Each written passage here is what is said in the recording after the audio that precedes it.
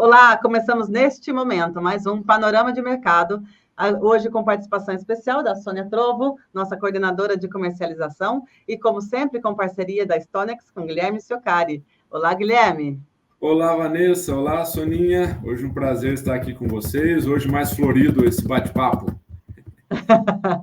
É isso aí. Com essas flores todas, vamos começar então falando do nosso mercado internacional da soja, como estão as influências e como é que está aí nossos preços. Ótimo.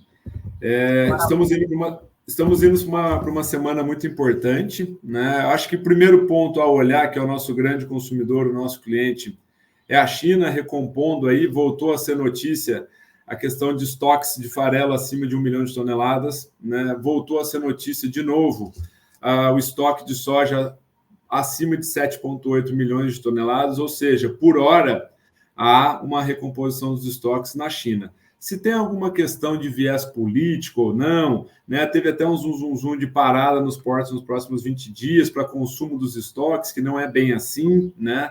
Isso de fato afetaria os portos, mas há também, por um outro lado, né, uma semana importante chegando, né? Isso muda muito, uma questão mundial, eu diria, não só para a China e Brasil, que são as eleições norte-americanas, né, que podem influenciar o mercado aí como um todo, né? Então, por um lado, pesquisas oficiais mostram Kamala Harris na frente do Trump e casas de aposta mostram Trump na frente de Kamala Harris. Então, algo bastante disputado. Isso vem no dia 5 de novembro, né? Ou seja, na terça-feira. Então, é uma semana que deve mexer com os mercados, eleições americanas, Fed, Copom. Então, tudo isso deve mexer muito com as cotações, né? E aqui em específico, eu não estou falando só para cima, pode ser para baixo também, né? Então, por hora, a gente tem um posicionamento de China alongando, né? Comprando o quanto pode de estoques e se aproveitou muito de soja, se aproveitou no bom sentido, né? De soja brasileira e, grosso modo, né? A gente tem abordado nossos escritórios lá nos Estados Unidos, o pessoal da Stonex, e qual que é o sentimento, né? E o que a gente vê é que, de fato, a China ela vem aumentando as suas compras de América do Sul, aqui específico falando de Brasil, em menor importância da Argentina, isso é fato, e o que falta, né, ela começa a originar dos Estados Unidos. E dito isso, um ponto para a gente pensar é também a questão dos farelos, né? O que os Estados Unidos têm feito para se defender disso? Aumentado a demanda doméstica, né? Então, tem criado novas usinas, né? Tem aumentado de forma robusta o esmagamento de soja, criado novas usinas para biodiesel. Seja democrata ou republicano, tem uma certa interferência nesse processo, mas o grande ponto é que, ao gerar uma necessidade para óleo, ela acaba também ofertando um pouco mais de farelo, né? Lembrando que o processo industrial, quando entra ali uma tonelada de soja, a gente tem ao redor de 75, 76, 77, a depender do ajuste industrial, por cento de farelo e coisa de 17, 18, 19% de óleo. E isso pode ser algo que, de um outro lado, pode nos prejudicar. Se Trump ele é relativamente bom aos produtores brasileiro, numa queda de Chicago e num aumento de prêmio, um ponto para a gente se atentar também é que os Estados Unidos pode, né, produzir um excedente de farelo muito robusto, tentando tirar a diferença de demanda de soja dos Estados Unidos aí, né, por parte da China. Então, nesse momento, é uma movimentação estratégica, política, né? Na terça-feira vai dizer muito. Eu acho que é um dia que todos o mercado, não só os produtores, devem ficar atentos. Então, estamos indo para uma semaninha aí de bastantes emoções, que deve mexer com o mercado doméstico, aí eu deixo para minha amiga Sônia Trovo falar um pouquinho. Isso, as definições estão se aproximando aí nessas eleições, vamos ver o que pode acontecer no mercado da soja, né? Sônia, e diante de todas essas questões internacionais, como você tem sentido o mercado aqui na nossa realidade? Vanessa, mercado doméstico com pouca movimentação, tá? Mantendo os preços, indústria com baixa disponibilidade de soja. A gente vê que as chuvas favoreceram os plantios, Mato Grosso e Goiás, com bom ritmo. O plantio está acima das médias das últimas 5 safras, da média, e eu acho que a gente tem agora boas precipitações para a semana que vem, de chuva. Então, eu acho, o Gui falou das eleições, isso pode melhorar, é lógico, dependendo do resultado, trazer uma melhora para os mercados futuros, a gente sentiu isso nessa semana, tá? E o X da questão é dólar.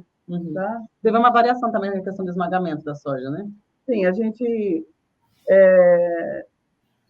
indústrias estão bem ativas no esmagamento. Isso influencia alguma coisa também, Guilherme, essa questão do esmagamento lá para o mercado nacional?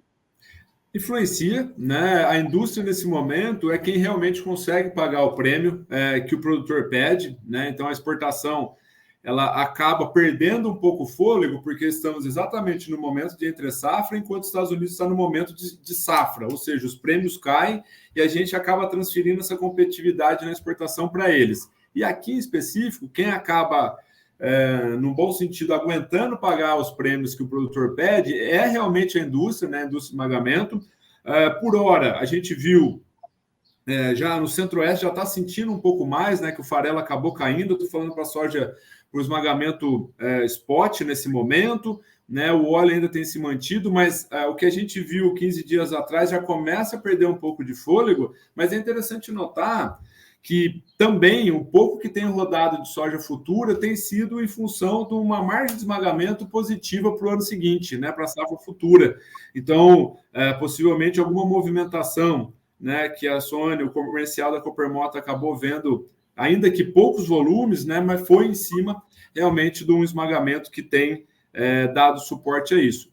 Isso pode mudar? Pode mudar, né? Questões eleitorais também podem mudar para cima ou para baixo, por isso que tanto na exportação quanto no esmagamento vale muita atenção para terça-feira aí. E aí, o preço aqui continua estável? Estável. Olhando, né, com carinho, a gente deixa para o produtor observar terça-feira as eleições, né, Gui? E também o governo em relação à manutenção ou não manutenção dos gastos. Eu acho que isso são 2 pontinhos a se observar hoje. E aí, passando para o mercado do milho, como que a gente vê o mercado internacional, Guilherme? Olha, apesar de toda essa elevação, né, da nossa moeda perante o dólar, né, a gente ontem acabou beliscando 5,79, a exportação ainda ela segue lenta, né? O mercado doméstico tem subido as suas pedidas, né? O produtor tem sido firme aí na decisão da venda, subido um pouco, que não necessariamente isso tem interferido na alta, né, do preço do milho. Depois deixo para a Sônia comentar um pouco, mas o grande ponto é que as exportações seguem lentas, né? E a gente vem comentando aí a respeito do que a gente vai passar de estoque de passagem, né? Então, estoque de passagem, lembrando, considerando o ano safra de milho, ele é de 31 de janeiro para 1 de fevereiro, né? Ou seja, de 2025. E, a princípio, com esse ritmo mais lento, devemos passar com mais estoque de passagem, que, por hora, o mercado doméstico está ignorando isso, né? Mas, aproveitando que a Sônia comentou, chuvas chegando, plantio avançando, né? Logo mais, terminado o plantio, haverá necessidade de já programar os armazéns para abrir o espaço deles, né, para recebimento de uma safra que, por hora, se desenha robusta. E, então, esse milho começa a voltar para o mercado doméstico, né? Então, e outro ponto que eu acho que vale comentar, o hemisfério norte produziu muito bem, né? Então, a União Europeia foi relativamente ok, safra americana, talvez a segunda maior da história, né? Safra chinesa foi bem, considerando todos os grãos que eles produziram, não só milho, mas como todo o resto, eles estão próximos de buscar 700 milhões de toneladas de grãos, o que seria um novo recorde para a China. Então, por hora, esse abastecimento do hemisfério norte está ok, né? O que coloca uma competitividade muito grande para a gente na exportação, a parte de câmbio, a parte de demanda internacional. Então, por hora, né, temos concorrentes, temos ofertas nos concorrentes bastante atrativas, né, que está destoando um pouco do mercado doméstico nesse momento aqui. Uhum. E aí, essas movimentações todas internacionais têm mexido como aqui no nosso preço, Sônia, do milho? Vanessa, essa semana eu não vi muita variação. Uhum. A gente vem de uma semana em que os preços estão estáveis. Não tem venda, tá? Baixa fixação de produtor, porém, o mercado, o comprador não está apto, sabe? É uma coisa que me chamou a atenção. Segunda e terça, nós tivemos um pouquinho mais de fixações, e o mercado, eu fui para o mercado e eu não encontrei também essa, como eu diria, essa procura. Tem a procura, mas não acima dos preços que a gente consegue para lotes pequenos, para lotes regionais. Eu venho até sendo repetitiva. O que eu chamo a atenção, que o milho, em 60 dias, subiu mais de R$10. E não foi só a falta de fixação do produtor. O que a gente tem também era um consumo muito grande por lado dos bovinos, né? Da criação de gados, pastos secos. E lembrando que a arroba do boi, em 90 dias, ela subiu de R$75 a R$80. E agora, com a chuva, os pastos se recompondo. Então, são vários fatores que a gente chama atenção para o produtor. Não é só a fixação. Não é só a falta de fixação dele. Uhum. Então, olhar com carinho, né? Olhar todas as vertentes e também ficar atento dia 5, né? Que é a eleição americana, porque eu acho que novembro, tanto para a soja como para o milho, nós vamos ter um novembro bem volátil. Mais ou menos isso mesmo, né, Guilherme? Concordo. Eu acho que é um novembro para a gente prestar bastante atenção aí, né? E por um lado, políticas, geopolítica mundial, e por outro lado, né, por hora, uma safra em desenvolvimento que vai indo muito bem. É isso aí. Então, com essas expectativas aí de um novembro volátil, pegando aqui o gancho da Sônia, a gente então encerra esse nosso programa de Panorama de Mercado e esperamos vocês novamente na próxima semana com mais informações. Vamos ver aí os reflexos dessa eleição na terça-feira e a gente volta para comentar isso tudo com vocês. Até lá, Guilherme. Até lá, Vanessa. Até lá, Sônia. Muito obrigado. Tchau, gente. Tchau.